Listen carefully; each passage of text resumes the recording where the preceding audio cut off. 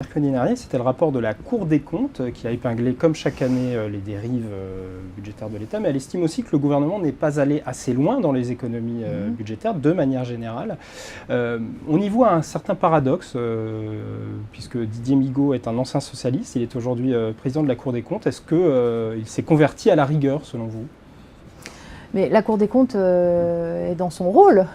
C'est son rôle de veiller à l'utilisation de l'argent public, de veiller sur les comptes publics. Et d'ailleurs, François Hollande est conseiller à la Cour des comptes, vous voyez. Oui, mais donc, en l'occurrence, elle propose de poursuivre le non-remplacement d'un fonctionnaire sur deux.